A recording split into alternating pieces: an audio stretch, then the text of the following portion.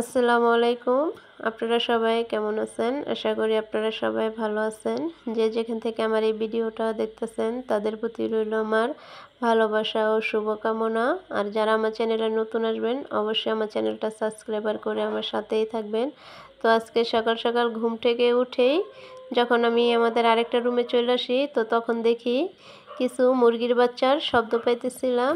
তো তখনই আমার মনে হলো তো আজকে আমার মুরগির বাচ্চা যেহেতু ডাকতেছে, আলহামদুলিল্লাহ মুরগির বাচ্চা ফুটে গেছে। তো আপনারা যারা সর্বপ্রথম দেখবেন তারা আপনারা সবাই অবশ্যই মাশাআল্লাহ বলবেন। দেখেন আমাদের কালো মুরগিটার মাশাআল্লাহ দিলে কত সুন্দর সুন্দর বাচ্চা হয়েছে। তো আজকেই প্রথম বাচ্চা ফোটানো হয়েছে। তো সকাল সকালে আমি দেখে আমার খুব ভালো লাগছে, মাশাআল্লাহ দেখতে কত ভালো লাগতেছে। আর মুরগিটার প্রচণ্ড জিদ, কিন্তু বাচ্চাটি ফুটানোর পরে যেমন জিদ আরও বেড়ে গেছে গা। তো এখানে বেশিরভাগ কালো বাচ্চাই ফুটানো হয়েছে মুরগিটার। তো আমার তো খুব ভালো লাগতেছে। এখানে খাদিজা মুরগির বাচ্চা নিয়েও হাতে নিয়ে ধরতেছিল, আর এখানে খাদিজারে ঠুকুর দেওয়ার জন্য চলে যেতেছিল মুরগির বাচ্চা নিচে। এই কারণে তো দেখতেই পাচ্তেছেন এখানে মাসালে দিলে আমি একটা মাটির হাঁড়ির ভিতরে বাচ্চাগুলো রাখছি। তো এইখানে আমি যখন নাকি মুরগির ভিডিও করতেছিলাম তো বাহিরে প্রচণ্ড তুফান হইতেছিল সকাল সকালেই, তখন সকাল 7টা বাজে। তো তখনই আমি আবার কিছু বৃষ্টির ভিডিও করলাম। তো দেখেন আল্লাহর রহমতের বৃষ্টি সকালবেলায় এসে পড়ছে। তো আজকে আবার আমাদের ধান কাটার দিন ছিল। তো গতকালকেও আবার ধান এখানে সিদ্ধ করা হয়েছিল। খুব টেনশনে আমরা পড়ে গেছিলাম, ধান যদি যেতে রাত্রে সিদ্ধ করা হয়েছে রাতভর, তো যদি ধান না শুকানো হয় তো ধানগুলার থেকে আবার গন্ধ ছুটে যাইব গা। এত পরিমাণে বৃষ্টি হয়েছিল, সবাই খুব টেনশন করছিল বৃষ্টির কারণে।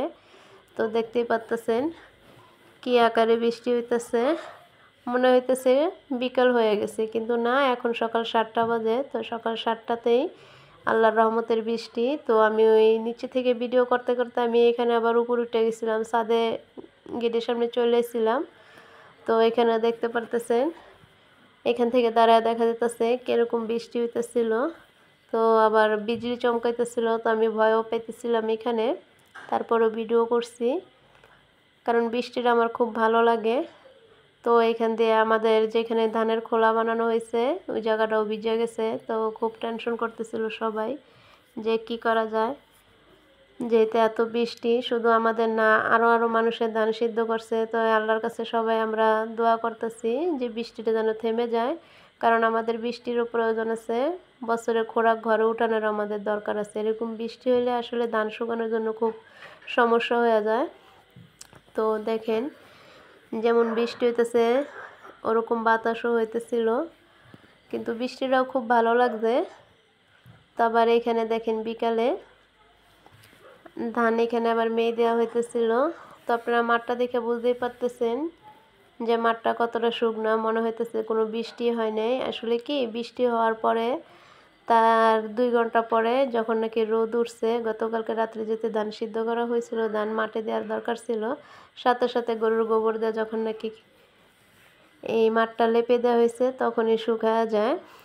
তো তার সাথে সাথে ধানগুলা মেলে দেওয়া হইলে তখনই ধান যে সিদ্ধ করলে যে পানিটা থাকে পানিটা খালি হালকা মজ্জে এইটাই। আর এইখানে আবার ধান মেয়ে দেওয়া হইতেছে, কারণ এখন যেহেতু বৃষ্টি আর ধান শুকনা, তো এই ধানগুলো এখন বস্তায় ভরে তারপর আবার রেখে দেওয়া হইব। 2-3 দিন হয়তো এরকম বৃষ্টি হইতে পারে, বৃষ্টির আবহাওয়া দেখে তারপরে ধান আমাদের আবার সিদ্ধ করা হবে।